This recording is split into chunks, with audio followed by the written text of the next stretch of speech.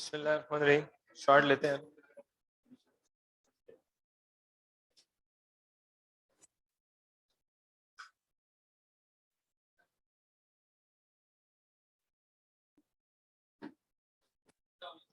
वालेकुम सलाम।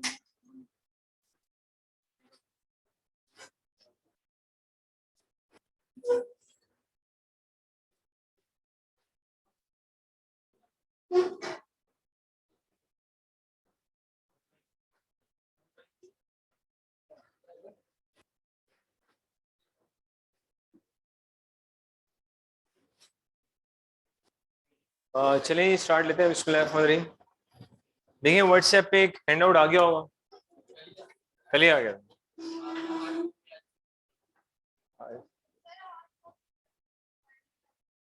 जी बेटा, आज आप सॉफ्ट कॉपी से काम निकालें। देख के बच्चे गिर गए, यकीन ऐसी रिक्वायरमेंट कर दी आपने। ये क्या मांग लिया बेटा आपने? लेकिन नेक्स्ट क्लास से पहले इंशाल्लाह मैं फोटोकॉपियर के पास जितने हैंड आउट्स हैं सारे रखवा दूंगा।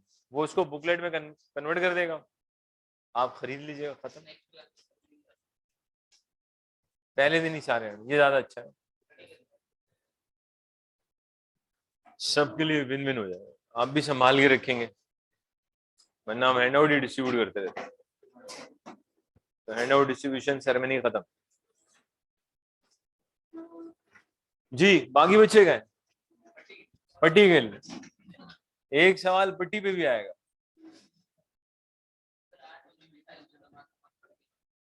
हाँ एक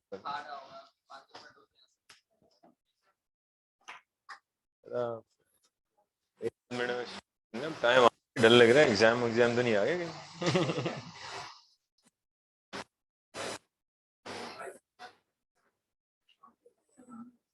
आया बेटा, कुछ बच्चे क्या ऑनलाइन चले गए, क्या चल रहा है? ऑनलाइन का चक्कर भी है ना।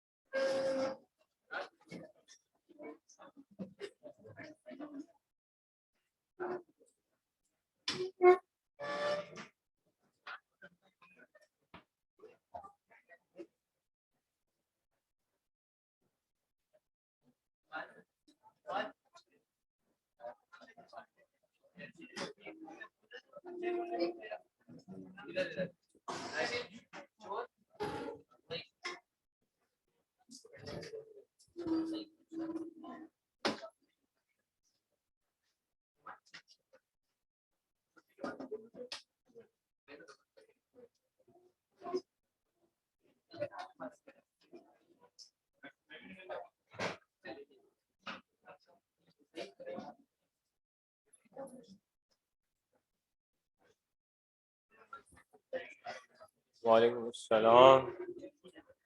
सलाम। अभी बेटा दर्स शुरू करते हैं इंशाल्लाह। कुछ दिनों के बाद बच्चे क्लास में आ रहे होंगे, हाथ में तस्बीह, अल्लाह अल्लाह। घर वाले बोले बेटा क्या सीए बनने भेजा था, क्या बन रहे हो? और हाँ अरे, और और जो बच्चे ज्यादा आगे निकल जाएंगे उनके गले में और नहीं, इसके अंदर भी दूसरे बच्चे भी होंगे ना डिस्को वाले, वो तस्बीह हाथ में लगा देंगे, फिर लड़के यहाँ पे मोटे दाने वाली तस्बीह। ठीक है, चले खैर वापस आया था, मैं वहीं रुक गए। वो विजुलाइज कर रहे हैं कि मोटे दाने वाली तस्बीह गले में कैसी लगेगी, विजुलाइजेशन के अंदर ठहर गए। ये बड़ा मसला गलत है ना। जैसे देख ले, जैसे मैं सुबह, चले छोड़े से इसको देख ले।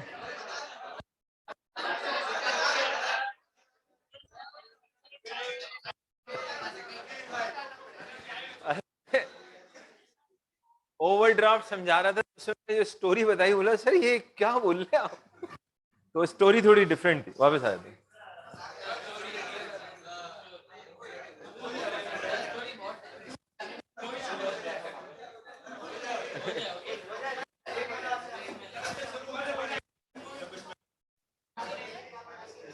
बड़ा इसको देख ले,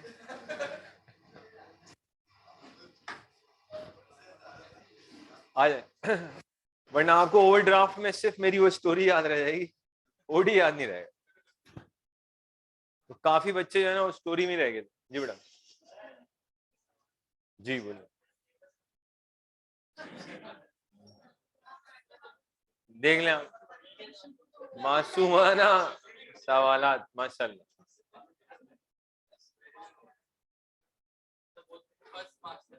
इंशाल्लाह।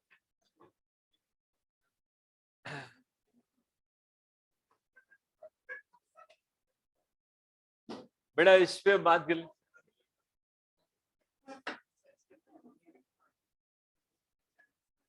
अच्छा बेटा स्टार्ट ले लेते हैं अब बस।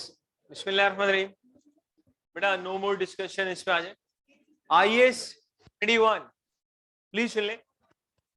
बेटा IAS 21 एक्सट्रीमली इंपॉर्टेंट IAS, ठीक है, ये लिख लीजिएगा साथ में, एक्सट्रीमली इंपॉर्टेंट।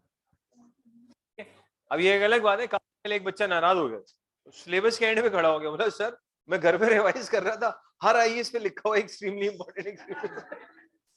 मैंने कहा बेटा पढ़ाते ही इंपॉर्टेंट वाले हो ना यार। बोला आई थॉट के कुछ होंगे ना, आपने हर एक पे की लिखवाई। अच्छा देखिए IAS 21 का जो नाम है that is foreign currency transactions. पहले हल्का सा आइडिया, फिर ये सारे बेसिक पॉइंट्स हम देखेंगे इंशाल्लाह तमीज से। देखिए सबसे पहले हमें ये पता होना चाहिए कि IAS 21 डेवलप क्यों किया। ऑलरेडी इतने IAS हैं, इतने IFRS हैं, क्या वो कम थे जो इसको भी आपने डेवलप कर दिया? बच्चे का ये सवाल है। बच्चा बोल रहे क्या क्या पढ़ूं, हर बात पे क्या आप नया IAS लाओगे क्या? ये ऐसा नहीं है, 2-3 नए आने वाले, टेंशन नहीं लेना। तो एक अलग बात है। अब IFRS 17 पढ़ेंगे, थोड़े से बड़े लेवल पे आ चुका है, ठीक है। फिर और भी डिफरेंट चीजें पढ़ेंगे। मतलब पूरी दुनिया में ना एक अकाउंटिंग होती है, आप पढ़ेंगे थोड़े से बड़े लेवल पे AFR में आके। हम सबको जो है ना, मतलब पूरी दुनिया में एक चीज पढ़ाई जाती है कि अगर लेट से आप सब एक कंपनी के एम्प्लॉइज हैं और हम आपको बेनिफिट देना चाहते हैं तो उसकी अकाउंटिंग क्या होगी। पूरी दुनिया में ऐसा होता है। ICAP थोड़ा डिफरेंट है। ICAP कहते हैं नहीं एक मिनट क्या बढ़ा रहे हो, मैंने कहा भाई ये मेरे एम्प्लॉइज है, मैं इनको बेनिफिट देना चाह रहा हूँ, इसकी अकाउंटिंग। बोले आप रुको, ये भी बढ़ाओ, और बेनिफिट कैसे दोगे? मैंने कहा मैं एक ट्रस्ट बनाऊंगा, उसमें पैसे डालूंगा, वो इन्वेस्ट करेगा। बोला गुड, ट्रस्ट के अंदर क्या चल रहा है वो भी बढ़ाओ। अरे भाई ये क्या बात हुई? भाई ये मेरा एम्प्लॉई है, मैंने इसको बेनिफिट देना, खत्म बात, इसकी अकाउंटिंग। बोला ना ना ना ना, ट्रस्ट में क्या चल रहा है वो भी बताओ। और पूरी दुनिया एक ही डायरेक्शन में चल रही होती है कि भाई एम्प्लॉइज को जो बेनिफिट दे रहे हो उसकी अकाउंटिंग। क्या कहता है वहां क्या हो रहा है भाई, वो तो बताओ। उसको कहते हैं IAS 26, वो भी पढ़ेंगे आप इंशाल्लाह, यहाँ नहीं, थोड़े से बड़े लेवल। तो ICAP आपको रच के अकाउंटिंग पढ़ाएगा, टेंशन नहीं लेनी आप, ठीक है, फिक्र नहीं करें आप। तो मतलब इतना पढ़ेंगे आप एंड में परेशान होने वाले, क्या क्या यार। अब जाहिर सी बात है हर बंदा इंश्योरेंस में नहीं जाता, जाना भी नहीं चाहिए, लेकिन ICAP कहते हैं जाओ नहीं जाओ हम बढ़ाएंगे तुम्हें।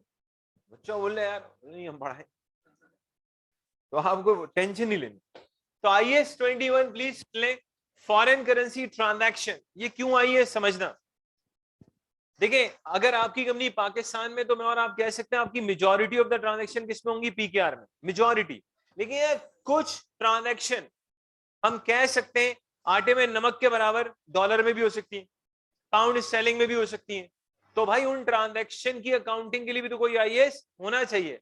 अगर उन ट्रांजैक्शन की अकाउंटिंग के लिए कोई IAS नहीं होगा तो पता है प्रॉब्लम क्या आएगा? वो जो IAS या IFRS का ऑब्जेक्टिव है हार्मोनाइजेशन वाला, वो अचीव ही नहीं होगा। आप अपनी अकाउंटिंग कर रहे होंगे, कोई और अपनी अकाउंटिंग कर रहा होगा। तो क्या लेकर आगे IAS 21? IAS 21 कहता है भाई फॉरेन करेंसी की ट्रांजैक्शन हम आपको बताएंगे। बच्चे ने कहा ठीक है बता दो।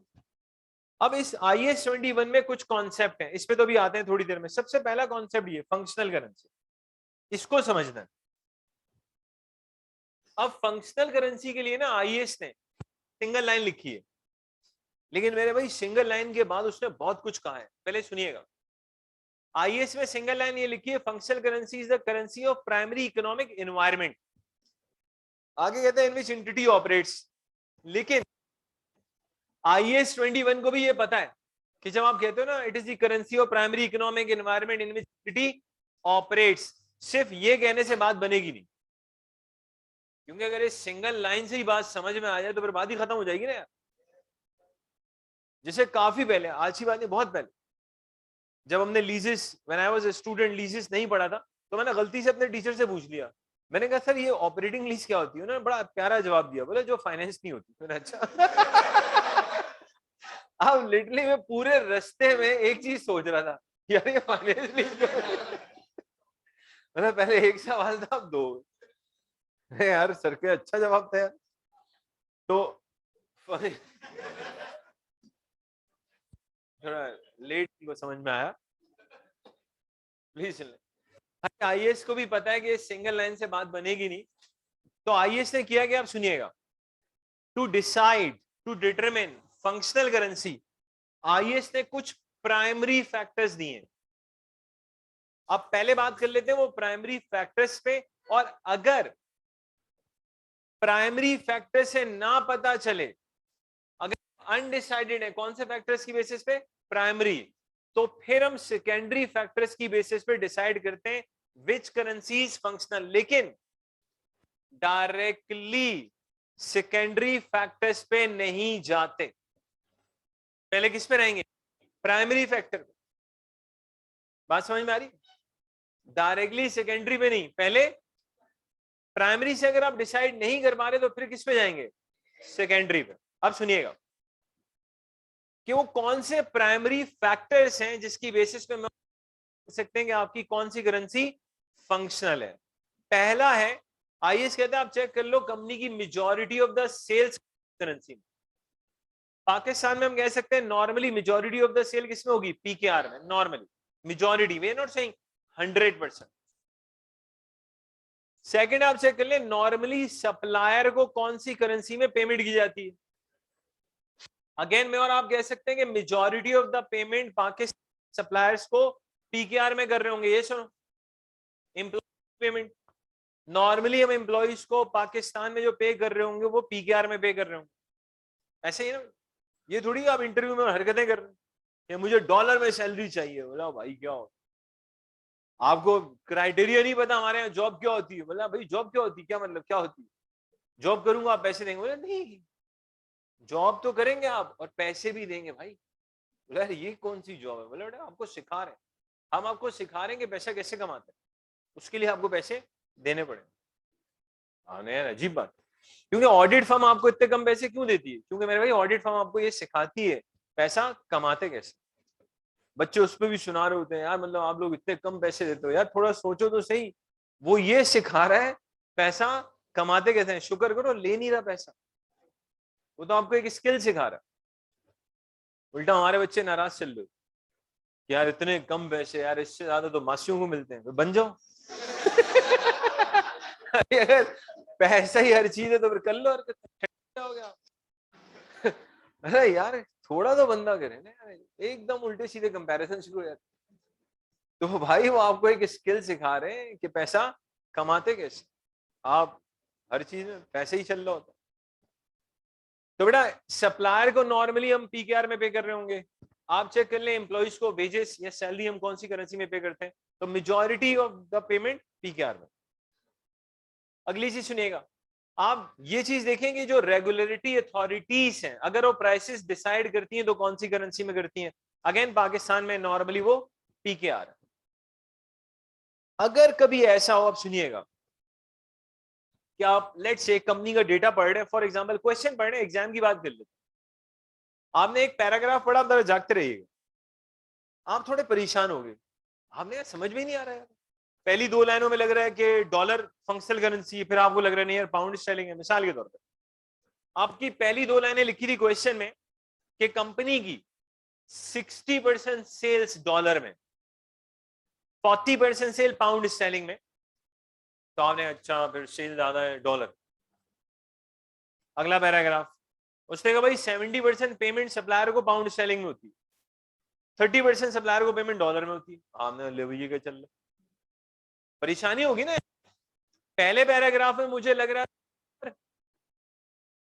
सप्लायर वाली बात पड़ी तो हम चेंज हो गए, हमने तो पाउंड वाउंड की बातें कर रहा है।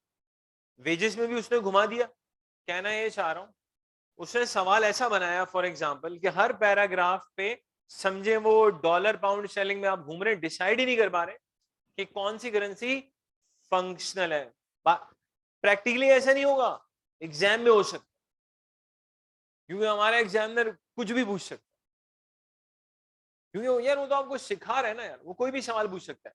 तो एक ऐसा सिनेरियो अगर आपके सामने आ जाए वेयर यू आर अनडिसाइडेड कि भाई कौन सी करेंसी क्या लूं, फंक्शनल लूं, यानी कि प्राइमरी फैक्टर्स आपको हेल्प नहीं कर पा रहे, तो फिर आप किस पे जाओगे, सेकेंडरी फैक्टर्स। डायरेक्टली सेकेंडरी पे नहीं जाते। मैंने एग्जाम के लिहाज से आइडिया देने की कोशिश की है कि ऐसी कौन सी सिचुएशन हो सकती है कि मुझे प्राइमरी के बजाय किस पे फैसला करना पड़े, सेकेंडरी पे। कि हर पैराग्राफ के ऊपर क्या हो रहा है, करेंसी चेंज हो रही है। जैसे आप सबने एक कॉन्सेप्ट पढ़ा होगा पेरेंट का और सब्सिडरी का। थोड़े से बड़े लेवल पे एक ऐसा सवाल आया था जिसमें बच्चा यही डिसाइड नहीं कर पा रहा था पेरेंट कौन, और उसे पहली लाइन पढ़ी, उसने कहा बेंटल ने लेंटल में 55% होल्डिंग ली। बोला बेंटल ने, फिर आगे चला, बोला लेकिन जो बीओडी है ना उसमें लेंटल के इतने बंदे होंगे और बेंटल अपने इतने बंदे बिठाएगा। बोला ये क्या चल रहा है। अब बीओडी के अंदर जो है ना एक के बंदे ज्यादा दूसरे के बंदे कम। अब डायरेक्टर अगर एक बंदा ज्यादा बैठा रहा है, हमने कहा कंट्रोल तो उसके पास है, ऊपर पड़ा बोला लेंटल के पास होल्डिंग ज्यादा है, बोला बेंटल के बंदे ज्यादा है यार। बच्चे का काम हो गया, और नाम भी उससे ऐसा रखा था बेंटल और लेंटल। बच्चे ने कहा आई एम बेंटल। बोला भाई डिसाइड ही नहीं हो पा रहा पेरेंट कौन है। फिर वहां ये देखना था पैसा कौन दे रहा है, कंसीडरेशन कौन दे रहा है, क्योंकि पेरेंट ही पैसे देता है भाई, इतनी अंधी थोड़ी लगी पड़ी है पैसे देने वाला कोई और। आपने कहा नहीं पेरेंट तो कोई और ही।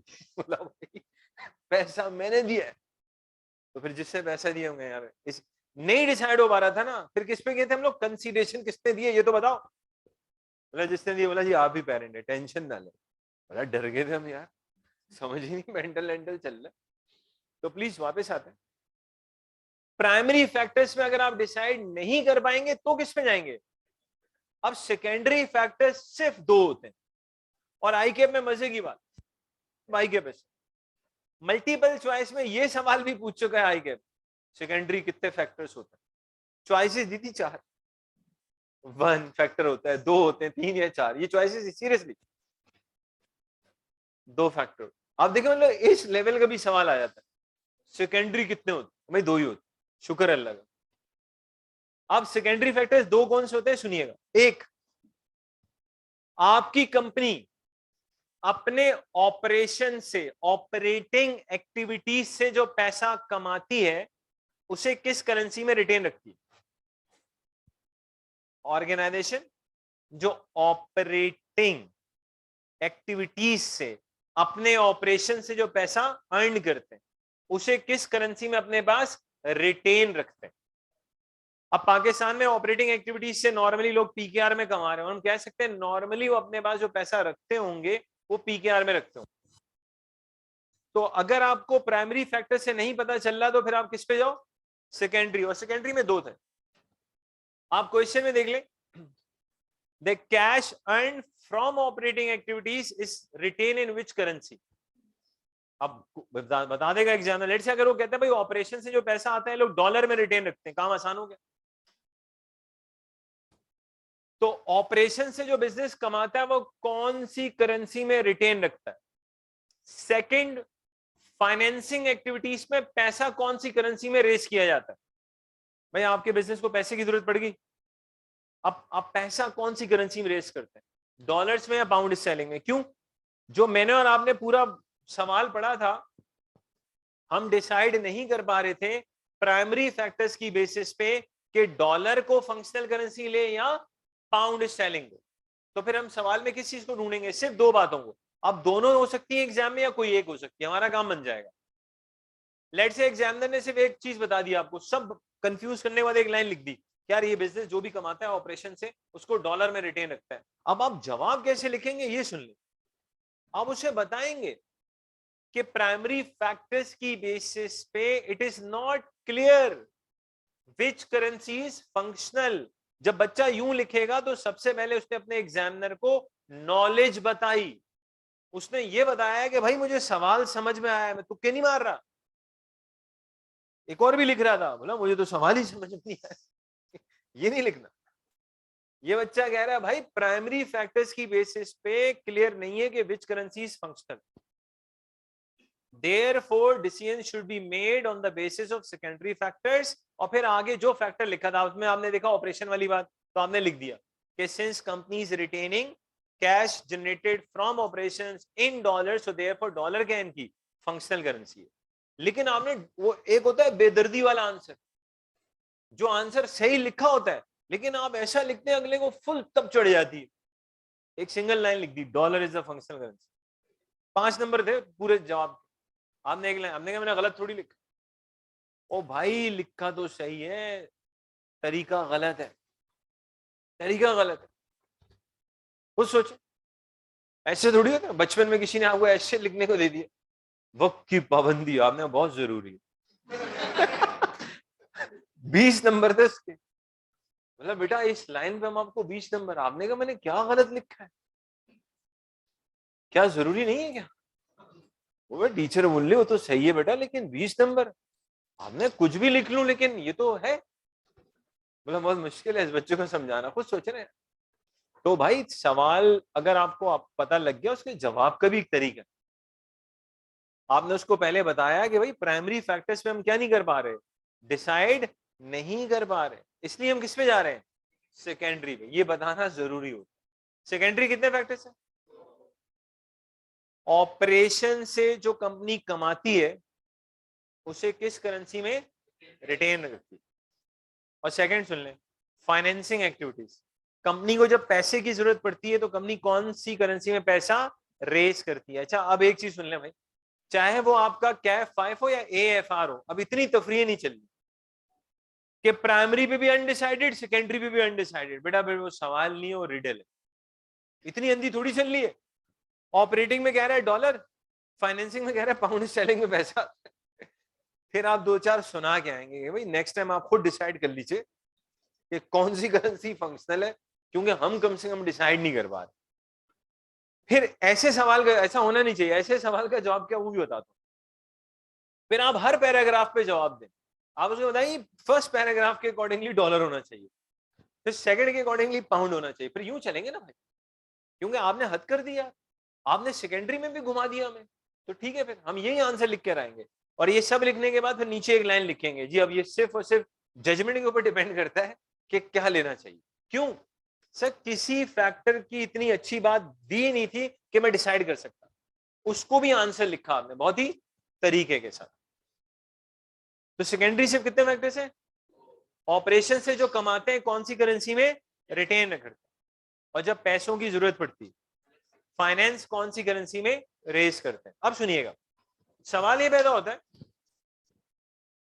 IAS 21 ने फंक्शनल करेंसी को, प्लीज सुन लें, डिसाइड करने के प्राइमरी और बाद में सेकेंडरी फैक्टर्स अगर दिए तो क्यों दिए भाई, ना देता यार।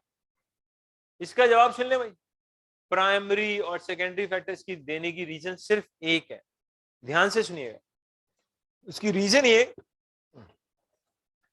Functional currency has to be one. ये 2-3 नहीं हो सकती।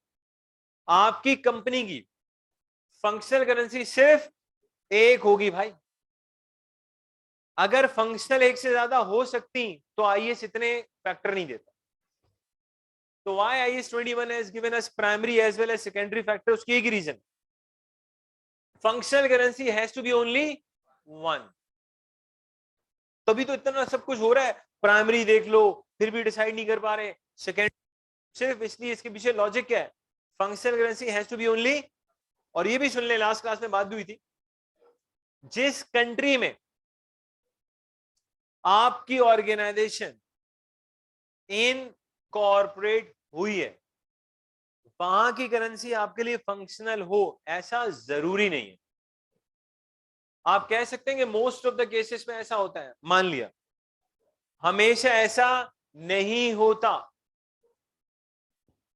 एग्जाम्पल, अगर एक कंपनी पाकिस्तान में इनकॉर्पोरेट हो लेकिन वो अपनी production facility for example UK में लगा दे,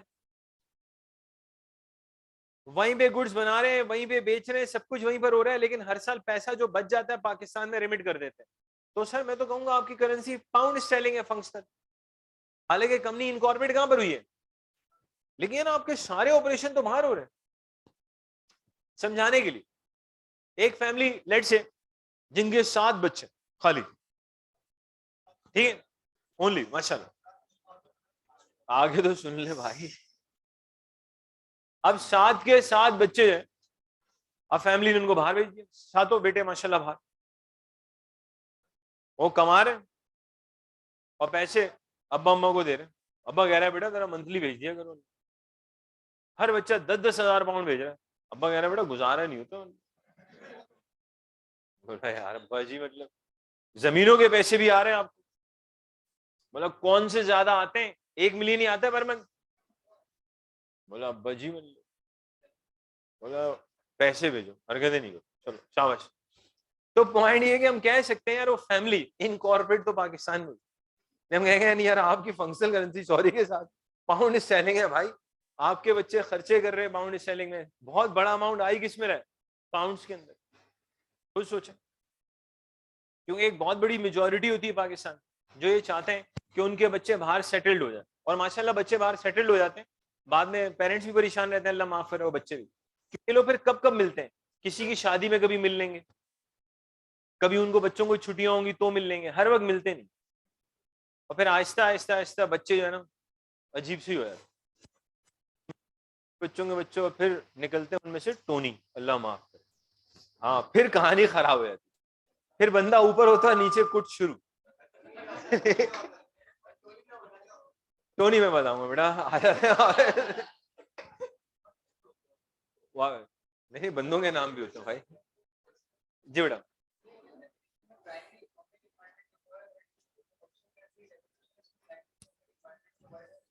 प्राइमरी मतलब आप कहाँ मेनली ऑपरेशंस किस जगह हो रहे हैं, इनकॉर्पोरेट होने का मतलब ये नहीं कि यहीं पे हो रहे होंगे ऑपरेशन, सेल्स कहाँ हो रही है, कौन सी करेंसी में हो रही है, भेजे सप्लायर, वो चीज है प्राइमरी इकोनॉमिक के बारे में। बेटा 1 मिनट, सवाल आ रहा है। हाँ, क्या कह रहे हैं? हाँ, ये भी पता चलेगा, पहले इस पे वापस आ जाए। मतलब फंक्शनल करेंसी अगर आप डिसाइड भी कर ली तो क्या तीर मार लोगे, पता चल जाएगा, वेट कर लो। पहले सुन ले, functional currency has to be only, पता लग गया प्राइमरी फैक्टर्स, पता लग गए सेकेंडरी। वंस पता चल जाएगा फंक्शनल करेंसी क्या होती है, उसका क्या फायदा होगा, उसका थोड़ा सा वेट कर लें। पहले एक चीज दिमाग में डाल लें, आपकी कंपनी जहां इनकॉर्पोरेट हुई है जरूरी नहीं है कि वहीं की करेंसी आपके लिए क्या हो, ये जरूरी, अगर ऐसा होता तो फिर आईएएस इतनी बातें नहीं करता, कुछ और कह देता। ठीक हो गया? अगली चीज, इसकी इंपॉर्टेंस अभी पता लग जाएगी, एक और करेंसी लिखी है, क्या है? प्रेजेंटेशन। प्लीज सुन लें, प्रेजेंटेशन करेंसी क्या होती है, समझना भाई। What is presentation currency? बेटा प्रेजेंटेशन करेंसी का मतलब ये, अब समझना, अगर आपकी कंपनी पाकिस्तान स्टॉक एक्सचेंज में लिस्टेड है, कहां लिस्टेड है? पाकिस्तान स्टॉक एक्सचेंज में। तो बेटा ये, अगर आपकी कंपनी यहां लिस्टेड है तो यहां आपको बुक्स पीकेआर में बना के भेजनी पड़ेंगी, यस या नो? तो अगर आपकी कंपनी पाकिस्तान स्टॉक एक्सचेंज में लिस्टेड है, उनको बुक्स पीकेआर में ही दोगे ना, जागते रहिएगा। लेट्स से हम एक कंपनी की बात कर रहे हैं जो पाकिस्तान स्टॉक्स में लिस्टेड है, बुक्स कौन सी करेंसी में भेजेगा? अच्छा सुनिएगा, अज्यूम कर लेते हैं ये कंपनी अमेरिका की किसी स्टॉक एक्सचेंज में भी लिस्टेड, आप एक से ज्यादा जगह पे लिस्टिंग ले सकते हैं, कोई प्रॉब्लम नहीं है। बेटा लेट्स से ये लोग अमेरिका में भी कहीं लिस्टेड है, क्या मैं कह सकता हूं वहां बुक्स डॉलर में बना के भेजनी पड़ेंगी, यस या नो? ये किसी यूरोपियन कंट्री में भी लिस्टेड, बेटा वहां यूरो में बुक्स बना के भेजनी पड़ेगी। ये लंदन में भी रजिस्टर्ड है भाई, पाउंड स्टेलिंग में भी बुक्स बना के भेजनी पड़े। तो इनकी प्रेजेंटेशन करेंसी एक नहीं 4 है। सुनिएगा कैसे पता चलता है प्रेजेंटेशन करेंसी। आप जिस स्टॉक एक्सचेंज में लिस्टेड है वहां की जो रिक्वायरमेंट है वो करेंसी आपके लिए क्या है, प्रेजेंटेशन। कॉन्सेप्ट क्या है, presentation currency can be more than 1। कब, जब आपकी लिस्टिंग क्या हो, एक से ज्यादा हो। बात क्लियर हो रही है। प्रेजेंटेशन कैसे डिसाइड करेंगे, पूरे सवाल में सिर्फ ये देख लो कंपनी किस स्टॉक एक्सचेंज में लिस्टेड है। बेटा आप जहां जहां लिस्टेड है वहां के स्टॉक एक्सचेंज को उनकी जो रिक्वायरमेंट है उसी करेंसी में बुक्स बना के भेजेंगे। तो वापस आते हैं, presentation currency can be more than 1। लेकिन कैसे, how to decide presentation currency, सिर्फ क्या देखना है, where your company is listed. अगर एक कंपनी सिर्फ पाकिस्तान में लिस्टेड है, पीकेआर ओनली प्रेजेंटेशन। ये भी सुन ले, कॉन्सेप्ट क्या है, प्रेजेंटेशन करेंसी एक से ज्यादा हो सकता है। प्रेजेंटेशन में सिर्फ क्या देखनी है, एक चीज देखनी है, आप लिस्टेड कहां हैं, बस। ये बात क्लियर हो रही है। ऐसा भी हो सकता है भाई आप लिस्टेड पाकिस्तान में, आपकी मेजॉरिटी ऑफ द ट्रांजैक्शन है ही डॉलर्स में, इसका मतलब आपकी फंक्शनल करेंसी डॉलर में है लेकिन आपकी प्रेजेंटेशन करेंसी क्या है, पीकेआर। ऐसा कोई कॉन्सेप्ट नहीं है functional and presentation must be same, नहीं नहीं नहीं नहीं, ऐसा नहीं, दो अलग बातें हो रही। देखो ना, दोनों को डिसाइड करने का तरीका ही अलग है। फंक्शनल में तो प्राइमरी इकोनॉमिक एनवायरनमेंट, एग्जाम्पल दे रहा हूं इससे हटके, एग्जाम में लिखोगे रजिस्ट्रेशन चली आएगी अभी, ठीक है, लेकिन बात समझ में आ जाएगी। कौन सी एग्जाम्पल एग्जाम्पल समझाने के लिए, अज्यूमिंग एक बंदा है पाकिस्तान में, उसकी फैक्ट्री पाकिस्तान में, कमा रहा है पीकेआर के अंदर, सेल्स पीकेआर में, पेमेंट सब पीकेआर में, स्टैब्लिश कहां पर है, पाकिस्तान में। शादियां 4 की है उसने, एक अमेरिका में भी कर रखी, यूरोप में भी, यूके में भी और पाकिस्तान में। इस बंदे की फंक्शनल करेंसी पीकेआर है, प्रेजेंटेशन करेंसी बेचारे की 4। खुद सोचे ना, अबे अमेरिका वाले बच्चों को डॉलर में ही देने पड़ेंगे पैसे, पीकेआर थोड़ी वहां से सुनाएगा अब्बा को, उतनी गाड़ी इंग्लिश बोलेंगे बच्चे समझ में भी नहीं आए, क्योंकि नेटिव के साथ आप पहली दफा बात करेंगे समझ में नहीं आए। मेरा अपना एक्सपीरियंस है, काफी पहले पहली दफा हमने बात की, हराम है, कुछ समझ में नहीं आया, लेकिन मजे की बात है जब हमने बोला तब उसको भी समझ में नहीं आया बराबर, ठीक है बराबर, बोले तो हमसे ज्यादा नेटिव लग रहा है यार आया, फिर उसको आइडिया हो गया, बोले इससे व्हाट्सएप पे बात कर लो मुनासिब लेकिन मेरा आहिस्ता आहिस्ता अल्हम्दुलिल्लाह समझ में आने लगी, ठीक है। मैं परेशान हर बात में, क्या बोल रहे भाई, पता चाहिए 600 की एक तो स्पीड होती है उन लोगों की, पता नहीं कोई पीछे लगा होता है, क्या चक्कर है भाई, आराम से बात कर लो यार।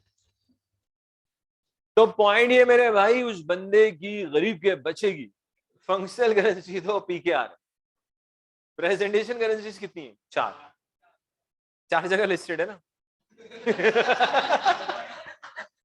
तो हर जगह पैसे भेज रहे, नोट कर रहा होगा यार, डॉलर इतने भेजने, यूरो इतने भेजने, पाउंड इतने भेजने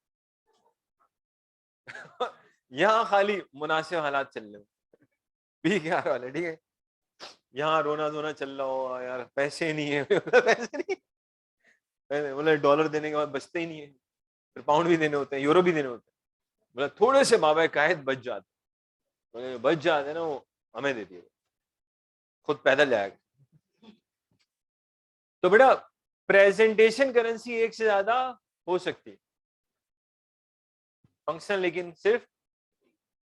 बात क्लियर होगी, आप सुनिएगा, पता लग गया भाई फंक्शनल क्या है, पता लग गया प्रेजेंटेशन क्या। अब सुनिएगा बहुत ध्यान से मेरी बात, अब सवाल ये पैदा होता है फॉरेन करेंसी क्या है, प्लीज सुनिएगा। आईएएस में ध्यान से मेरी बात समझनी है, आईएएस में बहुत साफ साफ लिखा है, करेंसी अदर देन फंक्शनल, कौन सी करेंसी है, foreign currency. Repeat, foreign currency की डेफिनेशन क्या है, करेंसी अदर देन फंक्शनल। भाई फंक्शनल के अलावा जो भी करेंसी है, आप इसको ध्यान से निकाल दो, प्रेजेंटेशन सब हटा दो, पर फंक्शनल के अलावा जो भी है वो क्या है, फॉरेन करेंसी। अब थोड़ा सा आइडिया हुआ why it is important to decide functional currency. अगर आपको यही नहीं पता कि विच करेंसी इज फंक्शनल, बेटा आप कभी फॉरेन करेंसी डिसाइड ही नहीं कर सकते। कुछ सोचे, क्योंकि बाज बच्चे सवाल में बेचारे इन्हीं चक्करों में रहते हैं, सर इसमें फॉरेन करेंसी कौन सी। हम कह रहे हैं यार जो फंक्शनल नहीं है, बच्चा कह रहा है सर ये बता दें फंक्शनल कौन सी।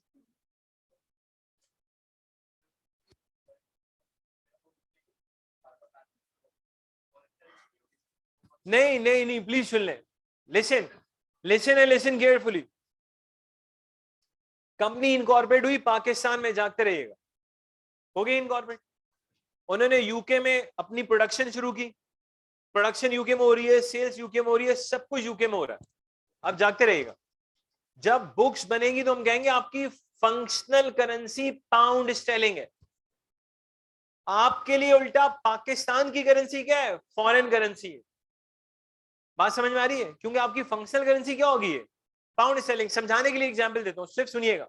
हमारे वो पाकिस्तानी बहन भाई जो बाहर चले जाते हैं और बाहर स्टैब्लिश हो जाते हैं और फिर बाहर के ही हो जाते हैं।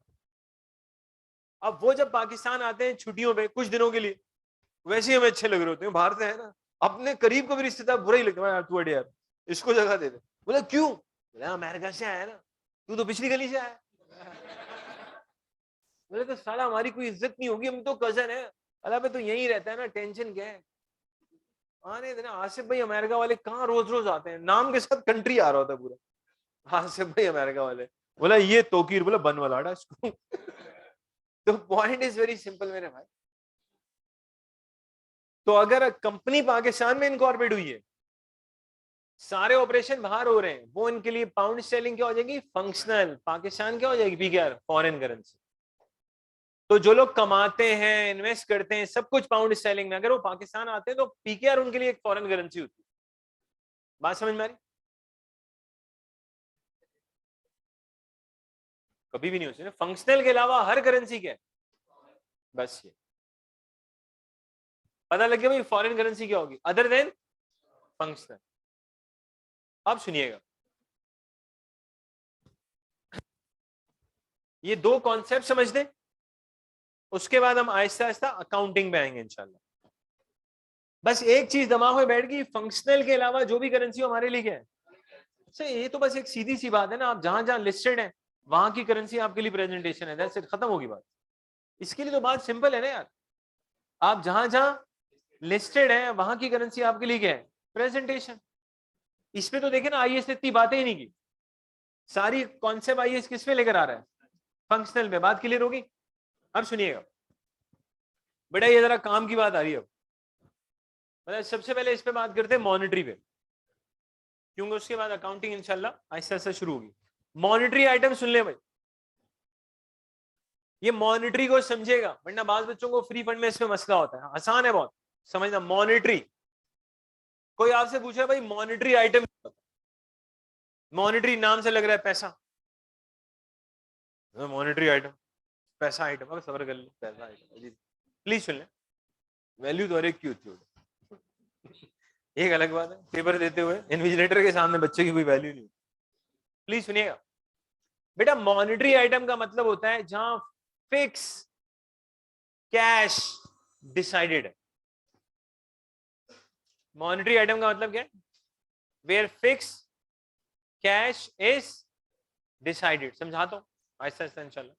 मॉनेटरी का मतलब क्या है, where fix cash is decided, मतलब जो फिक्स कैश है ना वो डिसाइडेड है, उसमें कोई कंफ्यूजन नहीं है, उसमें कोई एम्बिग्यूटी। अच्छा मैं ये नहीं कह रहा आपको फिक्स कैश मिलेगा, I am saying something different. मैं कह रहा हूं भाई फिक्स कैश क्या है, डिसाइडेड है। सुनते रहिएगा एग्जाम्पल समझना। अकाउंट्स रिसीवेबल एक मॉनेटरी एसेट, अकाउंट्स रिसीवेबल क्या है, एक भाई आपने गुड्स क्रेडिट पे सेल्स कर दी, एग्जैक्टली डेटर से अपने अकाउंट्स रिसीवेबल से कितना पैसा लेना है वो पता है ना आपको, यस या नो भाई बता दो। मैं ये नहीं कह रहा लाजमी मिलेगा, बैड डेट हो सकता है, कुछ भी हो सकता है, लीव दैट, अमाउंट तो पता है ना। अगर दो कंपनीज में अल्लाह ना करे फड्डा हो जाए अबे अमाउंट तो पता होगा ना, कभी ऐसी लड़ाई तो नहीं देखी ना, दो बंदे लड़ रहे हैं, क्यों लड़ रहे हो यार? बोला इसने मेरे पैसे देने। हमने भाई कितने देने? बोला यार ये छोड़। हमने ये छोड़। बोला आपको ये नहीं पता इन्होंने कितने देने? बोला यार वो तो नहीं पता। बोला आप पिट क्यों रहे हो? बोला मैंने देने पैसे। बोला कितने? बोला यार वो भी नहीं पता, वो ये बोल रहा है तो मुझे लग रहा है कि देने ही है यार। यार ऐसी कहाँ लड़ाइयाँ होती हैं? मतलब लड़ाई के अंदर भी कॉन्सेप्ट ही नहीं है, अल्लाह माफ करे, जीरो कॉन्सेप्ट। जैसे सॉरी के साथ सास बहू में फड्डा होता है, उसमें कोई कॉन्सेप्ट नहीं होता, उसमें जीरो कॉन्सेप्ट होता। उसमें बंदा होता है, वो गरीब का बच्चा घूम रहा होता है इधर उधर, दोनों को कह रहा होता है भाई रस्सी वस्सी देखी? बोला क्या मतलब रस्सी? बोला लटकना चाह रहा। बोला यार लटकने, वी डोंट केयर। दोनों गुस्से में होता है, वो कुछ लोग लटक भी जाते हैं, अल्लाह माफ, बच जाते हैं, हॉस्पिटल में पहुंच जाते हैं, ये दोनों पहुंच जाते हैं वहां पे। बोला तेरी वजह से। वो लेटा हुआ था गरीब का बच्चा। बोला यार अब तो बस कर लो यार, बस कर लो यार। खैर वापस आते देख लेते। ये काफी पहले एक बंदा जो है मैरिड होता है, अच्छा उसकी ना अपनी वाइफ के साथ ताल्लुकात एक्स्ट्रा ऑर्डिनरी अच्छे होते हैं, नॉर्मल अच्छे नहीं होते, एक्स्ट्रा। सारे बोलते हैं यार क्या बात है। असल में उनकी जो वाइफ होती है वो गूंगी होती है, बोल नहीं सकती। मतलब बहुत खुश होता है ना। अच्छा उसका दोस्त डॉक्टर होता है, उसका दोस्त ना एक इंजेक्शन डेवलप कर लेता, जो गूंगे बंदे को लगाओ तो बोलना शुरू। अच्छा उसको पता चलता है, कहता है यार मेरी शादी में हुई है, मैं इतने अरसे से खुश हूँ यार, तू इंजेक्शन लगा भाभी को अपनी यार, बोलेगी यार क्या अच्छा होगा यार। बोला ठीक है। लगा दे। वो बोलना शुरू कर देती है। वो जब बोलती है, इतना बोलती है, दोस्त को कहता है कोई इंजेक्शन है मुझे लगा दे, गूंगा हो जाऊंगा। ये मैंने क्या कर दिया यार? भाई मुझे गूंगा कर दे। उस दिन उसको पता चलता है कि मेरी लाइफ अच्छी क्यों गुजर रही है। तो वापस आते हैं लम्हा। तो पॉइंट इज वेरी सिंपल। ये क्या सिंपल? मॉनिटरी, जहां फिक्स कैश क्या है? डिसाइडेड है। ओ भाई कितने पैसे लेने, बस अमाउंट तो पता है ना। बाज बच्चे ना अलग ही डायरेक्शन में निकल जाते हैं, सर बेड डेट भी हो, अबे बेड डेट हो सकता है, मैं ये थोड़ी पढ़ा रहा हूं तुझे। बोला आपने कहा था फिक्स कैश, अबे मैंने कहा था डिसाइडेड है, आई डिड नॉट से मिलेगा या नहीं मिलेगा, अलग बात है ना सर। अकाउंट्स रिसीवेबल कौन सा एसेट है? मॉनिटरी। क्योंकि क्या चीज डिसाइडेड है? Fix. Bank loan is a monetary liability. Bank loan क्या है भाई? Monetary liability. यूं थोड़ी होगा आपने बैंक से लोन ले लिया, अल्लाह माफ करे, बैंक वाले आपको कॉल कर रहे हैं, बोला भाई पैसे को वापस करो। आपने कितने करने, कितने वापस? यार आपको पता नहीं जो लोन लिया आपने, आने वो तो ठीक है, कितने वापस करो। फिर वो आपको बुला के समझाएंगे, बोला आप आ जाइएगा, खाने पे बुला रहे हैं आपको। बोला खाने पे आ रहा हूँ। तो sir bank loan is a monetary liability. बात समझ में आ रही है? अब सर आप दें ना दें, आई डोंट केयर, लेकिन आपको एक चीज दिमाग में बैठ जानी चाहिए कि एटलीस्ट मैंने लोन लिया तो मुझे पता है मुझे वापस कितना करना है। बात समझ में आ रही है? मॉनिटरी का मतलब थोड़ा दिमाग में बैठा। तो मॉनिटरी का मतलब क्या है? क्या चीज डिसाइडेड है? फिक्स कैश डिसाइडेड है। और डिसाइडेड भी सुन ले, कितना पैसा एसेट के केस में लेना है और लायबिलिटी के केस में एग्जैक्टली कितना पैसा देना है, ये चीज डिसाइडेड। डिसाइडेड में तो फिर बच्चे कहीं और निकल जाएंगे। बच्चा कह रहा है मैंने कंप्यूटर लिया 2000 का, भाई कौन सा कंप्यूटर है 2000 का? कह रहा है उसकी स्क्रीन भी जो ना घूम जाती है 180 में, कैमरा भी बोला उसके साथ इंस्टॉल, एप्पल का मोनोग्राम भी। फिर उसने बता दिया डॉलर थे। खैर अब तो सही है ना यार 2000। तो पॉइंट ये हमारे पास मेरे भाई, फिक्स कैश डिसाइडेड भी किस तरह से, एग्जैक्टली कितना पैसा लेना है एसेट के केस में, और लायबिलिटी के केस में एग्जैक्टली कितना पैसा देना है। बात समझ में आ रही है? मॉनिटरी। तो मॉनिटरी आइटम का मतलब ये कि भाई जहां फिक्स कैश डिसाइडेड है एसेट केस में एग्जैक्टली कितना लेना है, और लायबिलिटी के केस में एग्जैक्टली कितना देना है, मॉनिटरी। अब सुनिएगा, अज्यूमिंग घर वालों ने आपको गलती से एक काम दे दिया, गलती से। सब लोग खाना खा रहे थे, आप भी बैठे थे। वालिदा ने कहा बेटा एक काम करना। हमने जी क्या क्या क्या काम करना? बोला कुछ कर भी लिया करो। बोला करना क्या? बोला जो आपके अब्बा ने 10 साल पहले प्लॉट लिया था, आपने दिल में बचेगा काम, 10 साल पहले लिया था, अल्लाह रहम करे। बोला वो प्लॉट आपने ना सेल कर देना। ऑब्वियसली एक इन्वेस्टमेंट प्रॉपर्टी है, 10 साल पहले लिया था। मैं अक्सर एग्जाम्पल देता रहता हूँ। 90% हमारे पेरेंट्स अल्लाह माफ करे इन्हीं चक्करों में रहता है। दूर दराज जंगलात में जगह ले लेंगे, लाख रुपए की मिल रही है। बोला बस ये बच्चा छोटा सा है, बड़ा होता रहेगा, लैंड की वैल्यू बढ़ती रहेगी, फिर एक टाइम आएगा बेच के कुछ कर लेगा ये। बच्चा माशाल्लाह बड़ा हो जाता है, लैंड गायब हो जाता है, ठीक है, वो सिर्फ डॉक्यूमेंट्स में रह जाता है। कहाँ छोड़ते हैं लोग, बहुत मुश्किल। खैर उन्होंने आपकी ड्यूटी लगा दी, उस इन्वेस्टमेंट प्रॉपर्टी को आपने बेचना है। ठीक हो गया जी।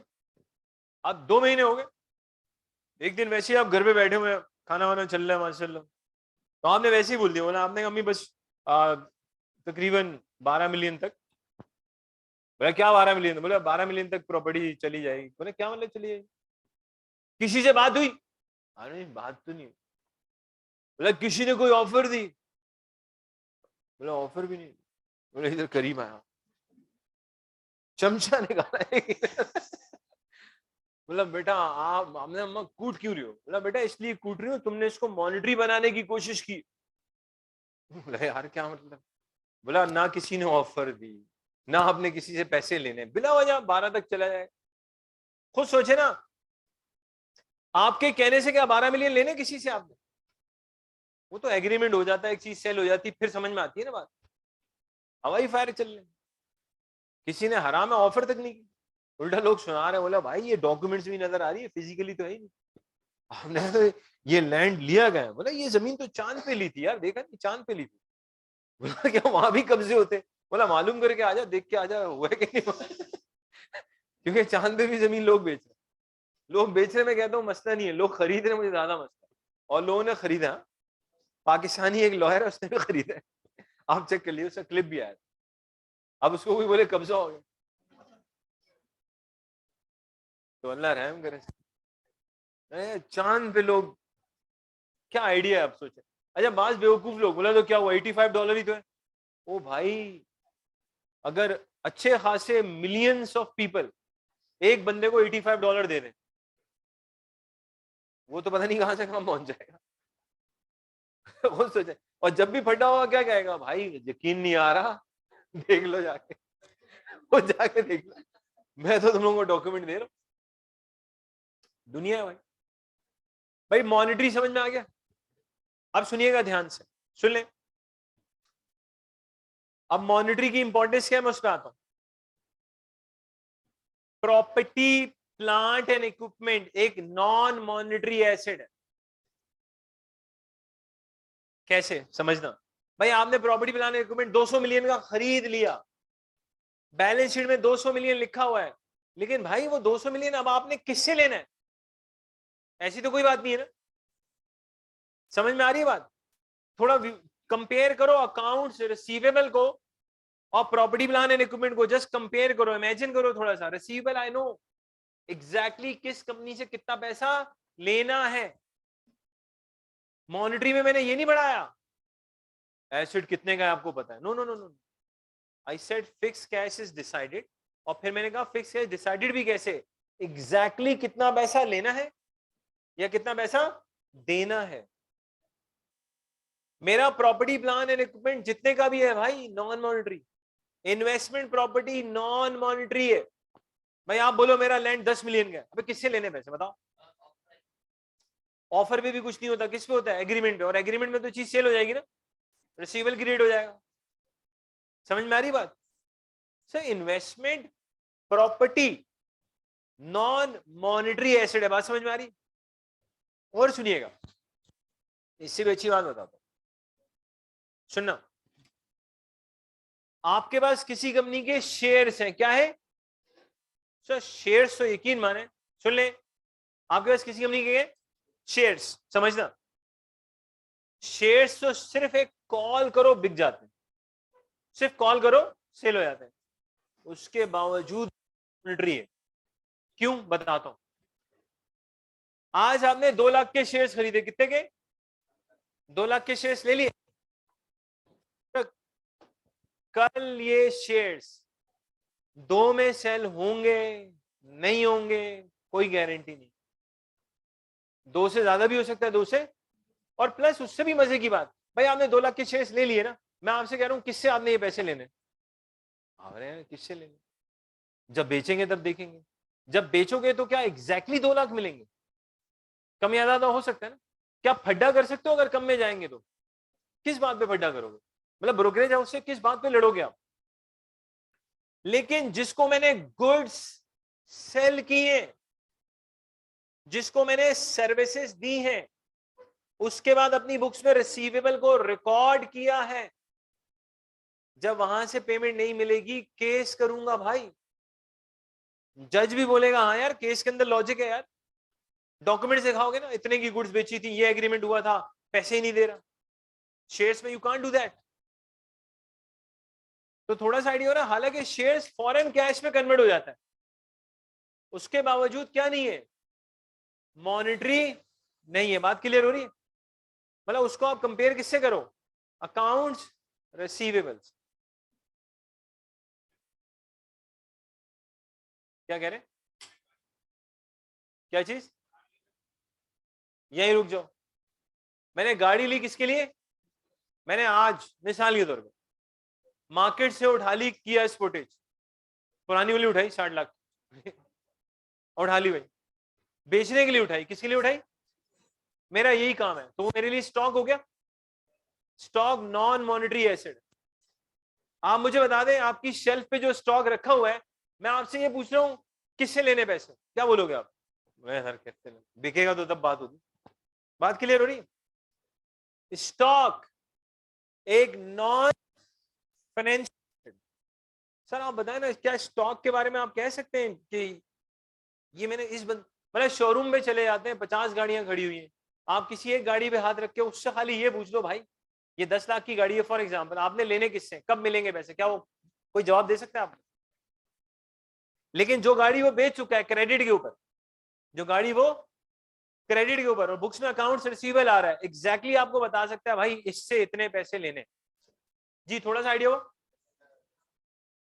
जो मेरा स्टॉक है मेरा एसेट है लेकिन क्या नहीं है, मॉनिटरी नहीं है, मॉनिटरी को दिमाग में डालो क्या चीज थी, फिक्स कैश डिसाइडेड था 2 तरह से, एग्जैक्टली कितना पैसा लेना है, किससे लेना है पता है, और लायबिलिटी के केस में क्या है, एग्जैक्टली कितना देना है और किसको देना है कब देना है, बात क्लियर होगी। अब थोड़ा सा आइडिया हो गया मॉनिटरी का। अब सवाल कि भाई हम इतना मॉनिटरी के पीछे पड़ी क्यों गए, अब बता रहा हूं क्यों पड़ गए, समझिएगा प्लीज सुन लें।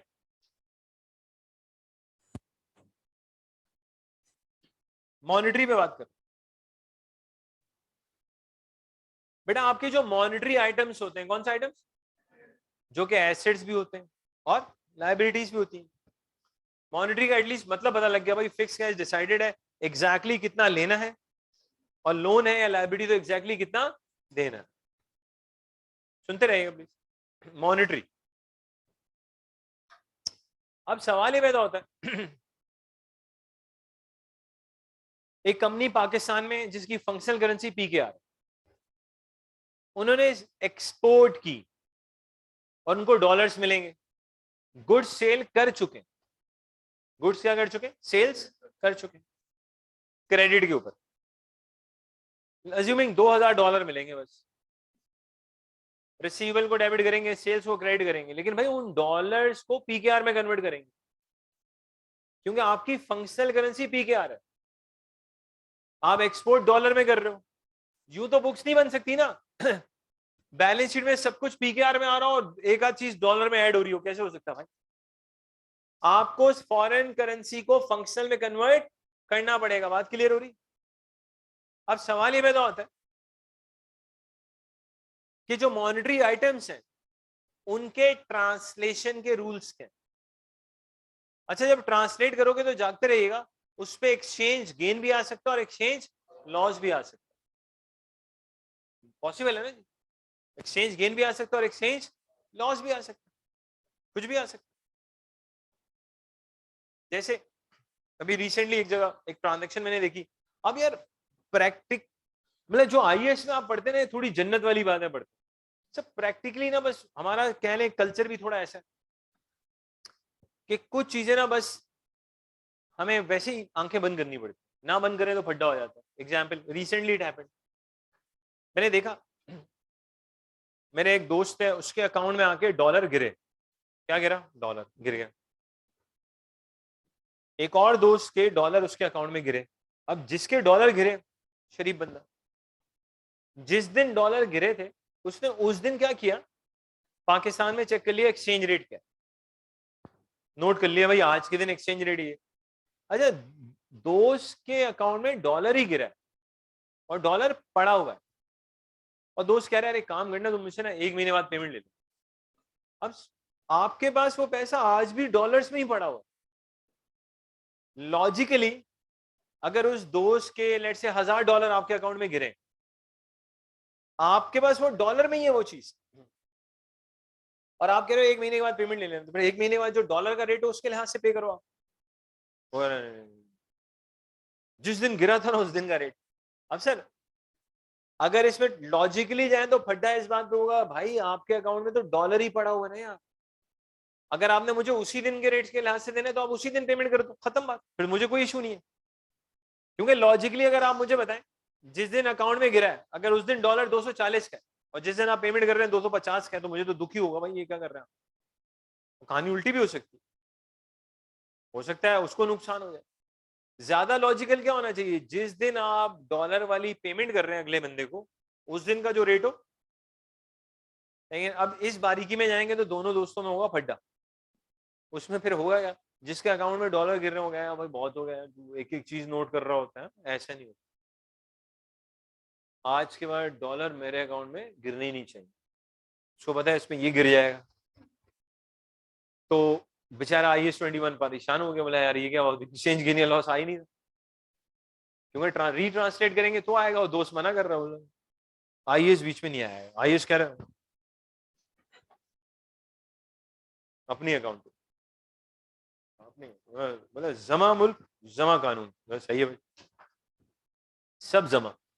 तो point is very simple, monetary सीखने क्या जा रहे हैं, मॉनिटरी के ट्रांसलेशन के रूल्स। पहली चीज सुन लें और फिर लिख लीजिए बेटा, मॉनिटरी एसेट्स और लायबिलिटीज पे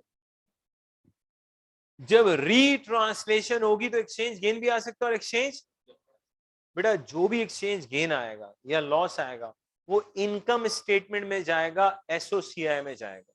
ये पहली लाइन लिख लें अपने पास, लिखे एक्सचेंज गेन, एक्सचेंज गेन्स यूं लिख लें भाई, as well as losses,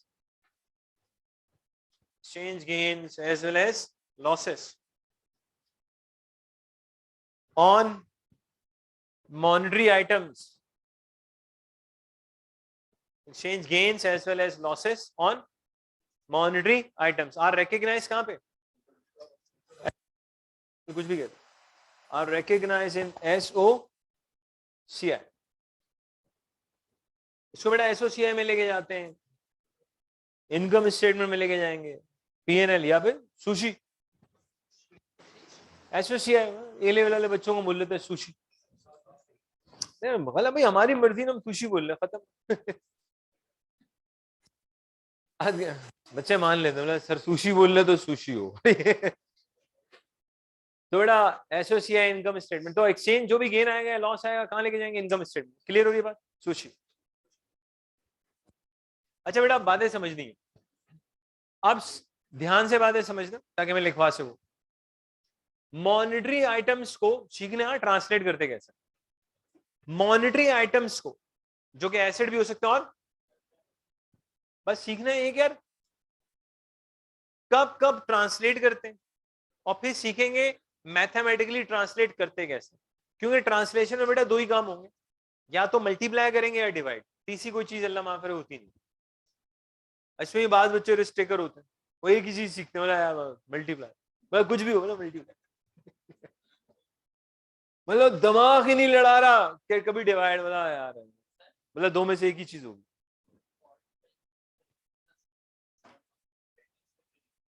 please यहां रुक जाए, नहीं प्लीज सुन ले, एक मिनट एक मिनट।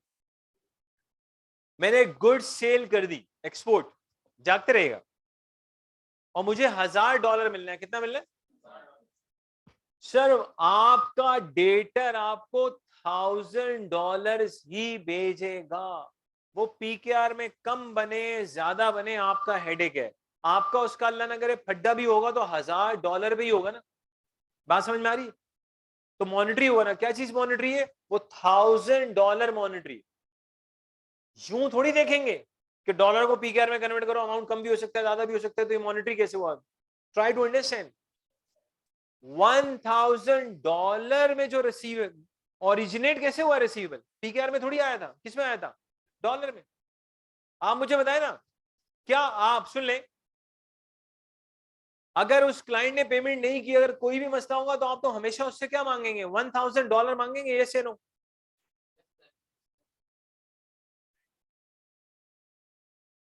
सर प्लीज सुन ले, क्लाइंट ने ये सुन ले, तरीका क्या होता है मैं बता देता हूं।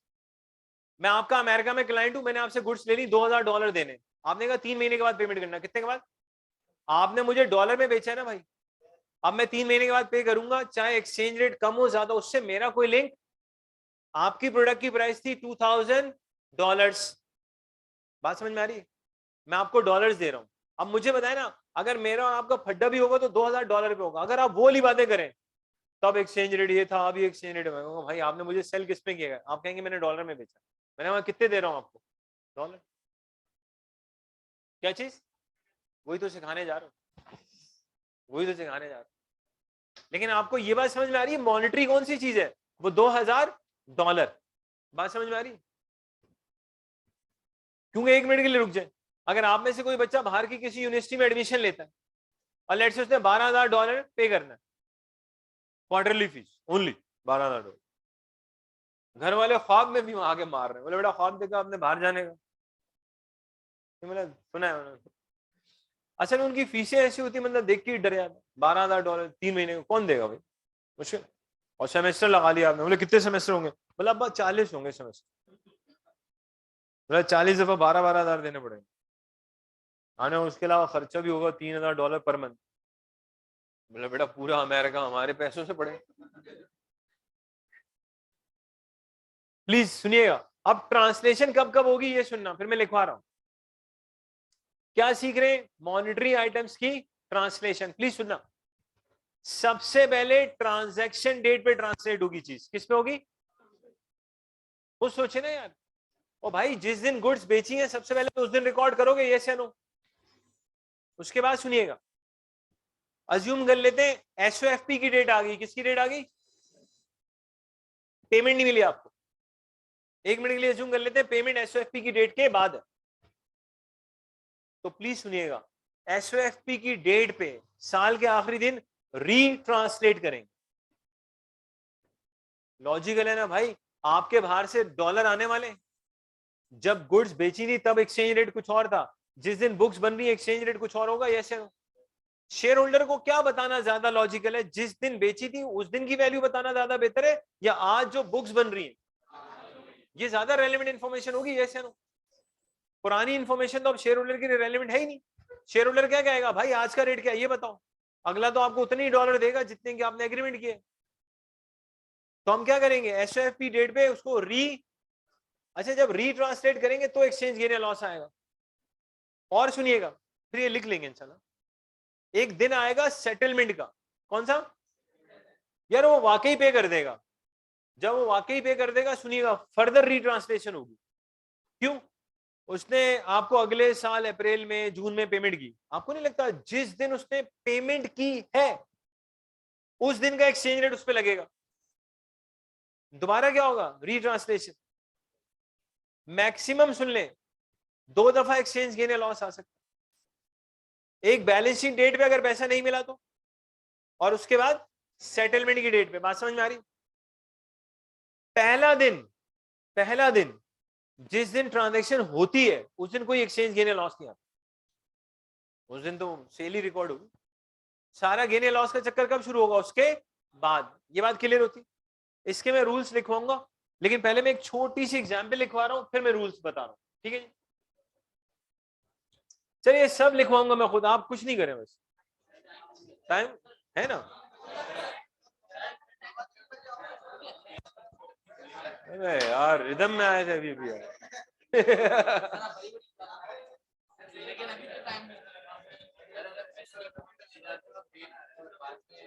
लॉस आ सकता है, आ सकता है।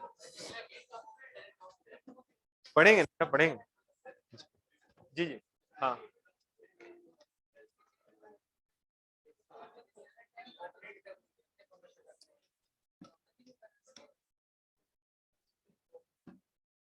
ऐसे तो कोई कॉन्सेप्ट ही नहीं।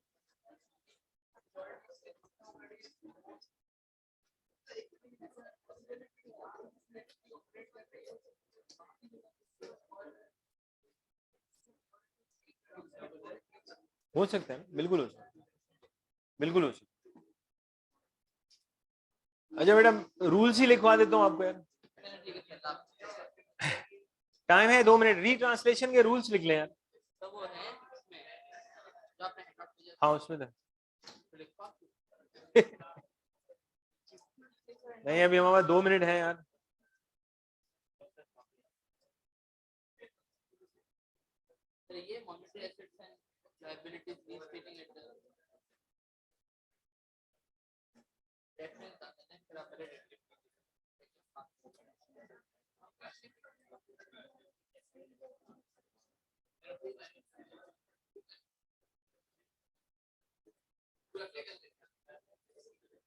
अच्छा ये हैंडआउट वाली बात तो क्लियर होगी ना सब। देखिए मैं कल इंशाल्लाह सारे के सारे जितने मैंने हैंडआउट देने वो मैं सर को दे दूंगा, सर हसन को फोटोकॉपियर के पास रखा देंगे, वहां से आपको बुक की फॉर्म में मिल जाएगा। आपने थोड़े से बाबा कायद देने। हाँ वो नॉलेज की फॉर्म रीइंबर्स होंगे। नॉलेज की फॉर्म में रीइंबर्स और उससे ज्यादा मिलेगा इंशाल्लाह। नॉलेज की फॉर्म। तो रीइंबर्समेंट का तरीका मैंने बता दिया आपको। रूल्स लिखे पहला,